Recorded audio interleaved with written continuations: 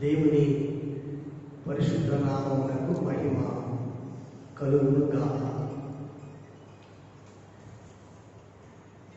అపోస్తలుడైన పౌలు హెబ్రీయులకు రాసిన పత్రిక 12వ అధ్యాయం మొదటి 2 వచనాలు చదువుదాం. ఇంత గొప్ప సాక్షి సమూహం మేఘం వలె మనల్ని ఆవరించి ఉన్నందున మనం కూడా ప్రతి భారం సులువుగా చిక్కులు పెట్టు పాపమును విడిచిపెట్టి విశ్వాసం కత్తి దాన్ని కొనసాగించువాడైన యేసు వైపు చూచుచు మన ఎదుట ఉంచబడిన పందెములో ఓపికతో పరుగెత్తుదము. మన అంశం ఓపికతో పరుగెత్తుదము. మన ఎదుట ఉంచబడిన పందెంలో ఓపికతో మనం పరిగెత్తాలి. ప్రార్థన. పరిశుద్ధుడా, ప్రేమగల మా యేసు స్వామి, దయగల యేసయ్య, స్తోత్రం, వందనాలు. ఈ యూట్యూబ్ ఛానల్లో వీక్షించుతున్న బిడ్డలను మీరు దర్శించమని, కనికరం గల మీ సన్నిధి నుంచి మేలుతో బ్లెస్ చేయమని, ప్రభువును రక్షకుడు విమోచకుడైన యేసు నామమున అడుగుచున్నాను తండ్రి, ఆమేన్. మన ఎదుట ఉంచబడిన పందెంలో ఓపికతో పరుగుతున్నాం. మన ఎదుట ఉంచబడిన పందెంలో మనం ఎలా వెళ్ళాలంట? ఓపికతో పరిగెత్తాలి. అపోస్తలుడైనటువంటి పౌలు కొరింథీయులకు రాసిన మొదటి పత్రిక 9వ అధ్యాయం 24వ వచనం చదువుదాం. నేను చదువుతున్నాను, శ్రద్ధగా విందాం. పందిపు రంగమందు పరుగెత్తు వారందరూ పరుగెత్తుదురు గాని ఒకడే బహుమానం పొందునని మీకు తెలియదా? అటువంటి మీరును బహుమానం పొందునట్లుగా పరుగెత్తుడి. క్రైస్తవ జీవితం ఒక పరుగు పందెం లాంటిది. విశ్వాసంతో కొనసాగాల, ఓపికతో సాగాల. ఎందుకంటే విశ్వాసకర్త దానిని కొనసాగించువాడునైనా యేసు వైపు చూచుచు ఓపికతో సాగేదే క్రైస్తవ జీవితం. అందుకనే ప్రియ దేవుని బిడ్డలారా, ఓపికతో మనము పరుగెత్తాలి. ఓపిక అవసరం. క్రైస్తవునికి, విశ్వాసికి, దేవుని యొక్క భయభక్తులు గల వారికి ఓపిక అవసరం. ఎవరి వైపు చూస్తూ? విశ్వాసకర్త దాన్ని కొనసాగించువాడనైనా యేసు వైపు చూచుచు ఓపికతో పరిగెత్తాలి. ఓపికతో పరిగెత్తాలి. ఇది మనకి చాలా మంచిది. ఆయన వైపు చూసేటప్పుడు మనకు ఓపిక చాలా అవసరం. అందుకని బైబిల్ గ్రంథంలో మనం చూస్తున్నాం, నాగటి మీద చేయి పెట్టి వెనుక తట్టు చూసుకోవడం నాకు పాత్రుడు కాదు అనగా దేవుని రాజ్యములకు అతడు పాత్రుడు కాదు అని లూకాసు వార్త 9వ అధ్యాయం 42వ వచనంలో మనం చూస్తాం. ఎందుకంటే వెనక వైపు చూడకూడదు, ముందుకే చూడాలి. ఓపికతో పరిగెత్తాలి. ఓపిక కలిగి నడవాలి. ఎప్పుడైతే మనం ఓపిక కలిగి నడుస్తున్నామో కొన్ని విషయాల్లో ఈ లోకం మనల్ని ఆకర్షిస్తుంది. వెనక వైపు లాగండి. లోకం, శరీరం, సాతాను ముందుకి విశ్వాసకర్త దాన్ని కొనసాగించువాడునైనా యేసు వైపు చూడకుండా, ప్రభు వైపు మనం చూడకుండా, రక్షకుడైన క్రీస్తు వైపు మనం చూడకుండా మనల్ని ఈ లోకం లాగండి. అందుకనే ఓపికతో యేసు వైపు చూచుచు మనము నడవాలి. విశ్వాస యాత్రలో, విశ్వాసమనే పరుగు పందెంలో క్రైస్తవుడు భక్తిని సాటుచు, పవిత్రతని కలిగి నడుచుచు, ప్రభు మార్గంలో విశ్వాసంతో ముందుకు నడవాలి. అందుకని ప్రియ దేవుడు పెట్టారా, ఆయన వైపే చూడాలి. అది ఎలా ఓపికతో పరుగెత్తాలి. మనకందరికీ తెలిసిన విషయం, రూతు గ్రంథంలో బెత్లెహేము పురవాసులైనటువంటి ఎలీమెలెకు నయోమి కుటుంబం బెత్లెహేములో ఉన్నారు. చాలా సురక్షితంగా. కరువు వచ్చేసరికి మోయాబు దేశం కాపురమంతా వెళ్ళిపోయారు. మోయాబు దేశం అన్య దేశం. మోయాబీలు విగ్రహారాధికులు. మోయాబీలంటే దేవునికి కోపం. అయితే ఈ మోయాబీలు కెమోషు అన్న ఒక దేవతకు పూజలు చేసేటటువంటి వారు. ప్రియమైన వారులారా, అక్కడ వెళ్ళి మహలోను కిల్యోను అని ఇద్దరు కుమారులు వాళ్ళకు ఉన్నారు. ఆ మహలోను కిల్యోను మోయాబు సాంప్రదాయ ప్రకారం వివాహాలు అయిపోయినాయి. అయితే రూతు తన భర్త చెప్పిన మాటలు ఎందుకు లక్ష్య పెట్టుకుంది. మా దేవుడు సజీవుడైన దేవుడు, ఆయన మాట్లాడే దేవుడు, ఆయన శక్తిగల దేవుడు, ఆయన పరిశుద్ధుడైన దేవుడు, ఎర్ర సముద్రం రెండు పాయలుగా చీల్చిన దేవుడు, శత్రు సైన్యాన్ని చీల్చి చెండాడిన బహు పరాక్రమవంతుడు మా దేవుడిని చెప్పిన తదుపరి రూతమ్మ హృదయంలో యెహోవా దేవుడికి స్థానం ఇచ్చింది. రూతమ్మ భర్త చనిపోయిన నయోముతో కలిసి బెత్లెహేము వెళ్ళాలని ఇష్టపడింది. కానీ మోయాబు దేశం ఉండేదానికి ఆమె అంత మాత్రము ఇష్టం లేదు. నయోమి అంటే, నా కుమార్తెలారా, మీరు ఇక్కడే వివాహం చేసుకుని సుఖంగా ఉండమంటే ఓర్ప వెళ్ళిపోదుగా రూతు పోదు. ఆ రూతు అంటది, రూతు గ్రంథం 1:16 వచనంలో, నీ దేశమే నా దేశం, నీ ప్రజలే నా ప్రజలు, నీ దేవుడే నా దేవుడు, నీవెక్కడుండి నేను అక్కడ ఉంటా, నువ్వు ఎక్కడ చనిపోయి పాత కట్టబెట్టి అక్కడెక్కడ చనిపోయి పాత కట్టబడతా అంటుంది. ఆమెలు ఎంత దృఢ నిశ్చయిత ఉందో చూడండి, దృఢ సంకల్పం ఉందో చూడండి. ఎందుకంటే ఆమె తన భర్త చెప్పిన మాటలను విశ్వసించి సజీవుడైన దేవుని కొరకు ఓపికతో పరిగెత్తదని చెత్తపడింది.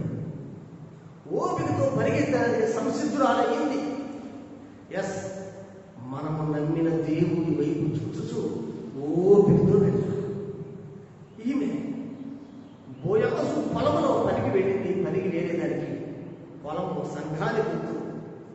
సంఘములో ఉన్నటువంటి ఆ బోయాజు ఎవరి గుర్తు అంటే పరమరక్షకుడి యేసయ్య గుర్తు, సమీప బంధువు గుర్తు. ప్రియా దేవుని బిడ్డలారా, ఆమె ఆ రీతిగా నిదానంగా అనగా ఓపిక కలిగి ప్రభు వైపు చూచి బోయాజును తనకి భర్తగా స్వీకరించింది. విమోచకుడు కలిగి నడిచేదానికి ఇష్టపడింది. ఒక బహుమానం కోసం అది ఎదురు చూసిందా. బోయాజి అక్కడ ఒక సమయ సందర్భంలో రూతు గ్రంథం 2:12 మనం చదివినప్పుడు, యెహోవా నీవు చేసిన దానికి ప్రతిఫలం ఇచ్చును. చూసారా, ఇశ్రాయేలు దేవుడిని యెహోవా రెక్కల కింద సురక్షితంగా నీవు వచ్చిందివి, ఆయన నీకు సంపూర్ణమైన బహుమానం ఇచ్చింది. చూశారండి, ఇక్కడ రాయబడి ఉంది బహుమానం, బహుమానం అన్నమాట. ఆమె ఓపికతో పరిగెత్తడం ద్వారా ఆమెకు వచ్చిన ప్రతిఫలం ఏమిటంటే బహుమానం. బహుమానం. ఎవరైనా ఈ లోకంలో బహుమానాన్ని అపేక్షిస్తారు. బహుమానం చాలా శ్రేష్టమైనది కదా. అవును, బైబిల్ గ్రంథంలో భక్తుడైనటువంటి మోషే హెబ్రీయులకు రాసిన పత్రిక 11వ అధ్యాయం 24, 25, 26 వచనాలు చదివినప్పుడు, మోషే పెద్దవాడే విశ్వాసము బట్టి ఐగుప్తులకు అంటే క్రీస్తు విషయం ఎంత గొప్ప భాగ్యం ఎంచుకొని అల్పకాలం పాపభోగులు అనుభవించడం కంటే దేవుడి ప్రజలతో శ్రమ అనుభవించిన మేలుని యోచించి ఫరో కుమార్తెకు కుమారుడు అనిపించుకుని ఒప్పుకొనక ప్రతిఫలముగా కలుగు బహుమానం మీద దృష్టి ఉంచెను. చూశారండి, రాకుమారుడు హోదా నాకు వదులుకున్నాడు. అది ఇష్టపడ్డా. నింద గొప్ప భాగ్యం అనుకున్నాడు. శ్రమే మంచిది అనుకున్నాడు. చూసారా, ధనం కంటే నిందే గొప్ప భాగ్యం నేర్చుకున్నాడు. ఎంత గొప్ప ధన్యత! క్రీస్తు ప్రజలతో కూడా శ్రమ అనుభవించడం మేలుని యోచించాను. ఫరో కుమార్తె కుమారుడు అనిపించడం ఒప్పుకోలేదు. బహుమానం మీద దృష్టి ఉంచాడు. ఎవరండి? మోషే. నేను దేవుడి ప్రజలతో కూడా కలిస్తే నాకు బహుమానం ఉంది. అందుకే ఆయన దృష్టి అంతా దేవుడి మీద పెట్టుకున్నాడు. బహుమానం. మన దృష్టి అంతా దేవుడి మీద ఉంటే దేవుడి దృష్టి మన మీద ఉంటుంది. నీ దృష్టి అంతా లోకం మీద ఉంటే లోకం నిన్ను అనేక విధాలుగా పోగు చేస్తుంది. లోక వైపులు వెళ్ళదు. లోకపు ఆకర్షణకు లోను కావద్దు. విశ్వాసకర్త దాన్ని కొనసాగించు. యేసు వైపు చూచుచు ఓపికతో పరిగెత్తాల. ఓపిక ఎందుకంటే మన ఎదుట వచ్చబడిన పండుగలో ఓపిక కావాలంటే ఓపిక కావాలి. అందుకని ప్రియ దేవుని బిడ్డగా ప్రతిఫలంగా కలుగు బహుమానం మీదే ఆయన దృష్టి పెట్టాడు. మనం ప్రభు దృష్టిలో మనం ఉంటే దేవుడి దృష్టి నీ మీద, నీ దృష్టి దేవుడి మీద ఉన్నప్పుడు దేవుడి దృష్టి నీ మీద. యాకోబు పత్రిక 4:10 ప్రభు దృష్టి మిమ్మల్ని మీరు తగ్గించుకొని అప్పుడు ఆయన మిమ్మల్ని హెచ్చిస్తాడు. ఆయన మనల్ని హెచ్చించాడు. మన దృష్టి అంతా ప్రభు మీదనే ఉంటాం. మోషే దృష్టి అంతా బహుమానం మీద ఉన్నాయి.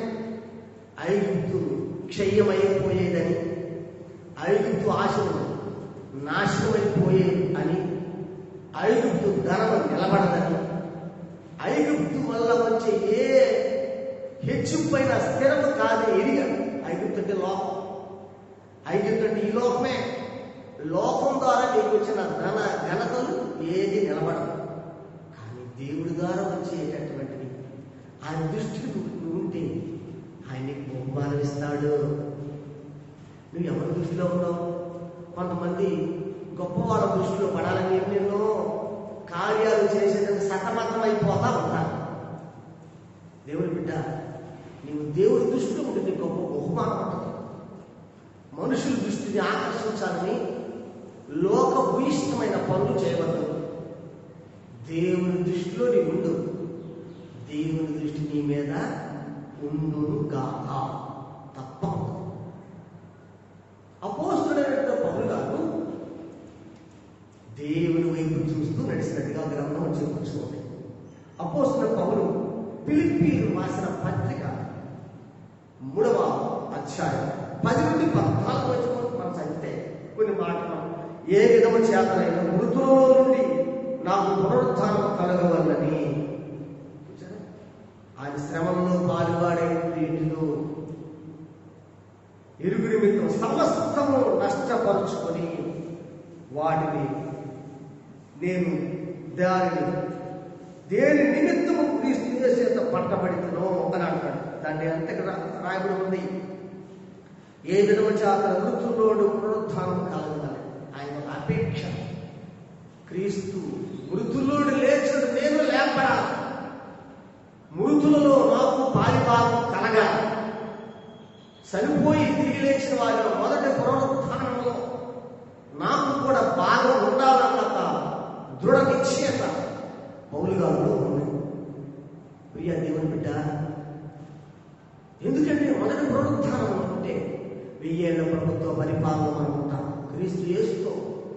ఇది ఎరిగిన పౌలు గారు సమస్తం నష్టపోయిన పర్లేదు, ఆస్తంతా పెంటతో సమానం చేసుకుని నాకు అవసరం లేదు. ఈ లోక ధనఘనతో నాకు అవసరం లేదు. ఈ లోక సంబంధమైన ఐశ్వర్యం నాకు అవసరం లేదు. పునరుద్ధానంలో పాలిభాగం దొరికితే చాలు. అందుకనే ప్రకటన 20:5-6 రాయబడింది, మొదటి పునరుద్ధానంలో పాల్గొనేవారు ధన్యులు, మీరు పరిశుద్ధులై ఉండు అని రాసింది. దానికోసమే పౌలయ్య ఈ తాపత్రయం. దేవుని బిడ్డలారా, మనం మరొక పునరుద్ధానం కోసం బాప్తిస్మం తీసుకున్న ప్రతి వారు దానికి యోగ్యులు. అయితే నువ్వు పవిత్రంగా క్రీస్తు కొరకు సాక్షిగా బతకాలి. లోకం కొరకు కాదు, క్రీస్తు కొరకు బతికినప్పుడు మొదటి పునరుత్థానంలో పాలుభాగం దొరుకుతుంది.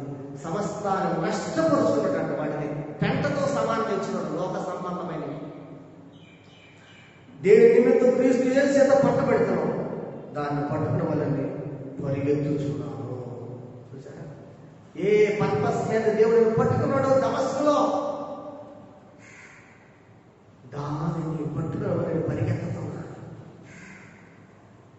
క్రీస్తు యేసు చేత నేను పట్టబడుతున్నాను, దాన్ని పట్టుకున్న వాళ్ళని పరిగెత్తుచున్నాను. ఏ పర్పస్ మీద నా ప్రభువు నన్ను పట్టుకున్న ఈ బాధ్యత నాకు అప్పగించాడో దాన్ని పట్టుకున్న వాళ్ళని పరిగెత్తు. ఎలా ఓపికతో పరిగెత్తుతున్నాను అంటున్నాడు ఆయన. ఓపికతో చూస్తున్నాను అంటున్నాడు. దేవుని బిడ్డ, నీవు దేనికోసం ఏసైని పట్టుకున్నాడు ఎందుకు తెలియవా? ఎందుకు ఏసైని పట్టుకున్నాడు అది గుర్తు ఉందా నీకు? గుర్తిరిగి నడుచుట ఎంతైనా మేలుగా. అందరి వరకు మాట అక్కడే చూస్తున్నాం. మరి ఎనుకున్నవి మరచి ముందున్న వాటి వరకు వేగిన పడుచు క్రీస్తు యేసునందు ఉన్నతమైన పిలుపును కలుగు బహుమానం పొందగలని గురి యొద్దకే పరిగెత్తుచున్నాను. వెనుకేముంది? వెనుక యోధామతం, పరిశీలన తెగ, లోక సంబంధమైన ఆచారాలు, ఈ భూయిష్టమైన మత సంబంధమైన క్రియలు ఉన్నాయి. యోధా మత సంబంధమైన క్రియలు ఉన్నాయి. నేను గొప్పవాడు అనిపించుకోవాలా, ప్రధాని ఆల్పులు ఎదుట, పెద్దవారి ఎదుట, క్రైస్తవులు అనబడే వారి సంపాదన, పగ, కక్ష, హింస, ద్వేషం పెంచుకున్నాడు పౌలు. దమస్కులో పట్టబడ్డాడు. అందుకని వెనుకొన్నవి మరచి, లోకాన్ని మరచి, ఆశలను మరచి, వెనుకున్న వాటిని మరచి ముందున్న వాటి కొరకై వేగిన పరచు. ముందుంది విశ్వాసం, కర్తదాన్ని కొనసాగి చేసుకుంటున్నాడు. ఉన్నతమైన పరలోక పౌరసత్వం ముందుంది. ఉన్నతమైన ఆధిపత్యం ముందుంది. వెనుకున్న వాటిని మరచి ముందున్న వాటి కొరకై వేగిన పరచు. క్రీస్తు యేసునందు దేవుడు ఉన్నతమైన పిలుపును కలుగు బహుమానం పొందమని. ఇంకా పడేది బహుమానం. అది అంటాడు, ఉన్నతమైన పిలుపు రాదంటున్నాడు. యేసయ్య పిలుచుకున్న పిలుపు సామాన్యమైనది కాదు, అది ఉన్నతమైన పిలుపు. ఈ లోకంలో మనల్ని ఎవరైనా ఒక ప్రధానమంత్రి, ఒక ముఖ్యమంత్రి, ఒక మంత్రి, ఒక కలెక్టర్ పిలిస్తే మనం ఎంత ఒప్పుకోపోతాం కదా. కానీ పరమదేవుడి పిలుపు ఉన్నతమైన పిలుపు. అందుకే రాయటం ఉంది, పిలుపు కలుగు బహుమానం పొందాలని గురి యొద్దకే పరిగెత్తుచున్నాను. గురి యొద్ద ఏమిటా గురి? పరలోకమైన గురి. పరిగెత్తుచున్నాను కాబట్టి సంపూర్ణమైన వారు మనకు ఈ తాత్పర్యం కలిగి ఉండవు అంటున్నాడు. సంపూర్ణమైన వారు ఇలాంటి తాత్పర్యం కలిగి ఉండాలి. ఇలాంటి సన్నివేశం మనం కలిగి ఉండాలి. అది పౌలు గారికి ఉంది, మనకి ఉండాలి అని అంటున్నాడు. ఉన్నతమైన పిలుపు బహుమానం పొందమని అపోస్తలుడైన పౌలు కొరింథీయులకు రాసిన మొదటి పత్రిక 9వ అధ్యాయం 25వ వచనం. మరియు 10 మంది పోరాడు ప్రతి వారు అన్ని విషయంలో మితంగా ఉన్నారు. వారు క్షయమగు కిరీటం పొందుటకును, మనమైతే అక్షయమగు కిరీటం పొందుటకును మితంగా ఉన్నారు. 10 మంది పోరాడే వాళ్ళు ఎవడైనా కూడా మితంగా ఉన్నారు. ఆహారంలో మితం ఉండాలి, వ్యవహారంలో మితం ఉండాలి, సంభాషణలో మితం ఉండాలి, అన్ని విషయాల్లో మితంగా ఉండాలి.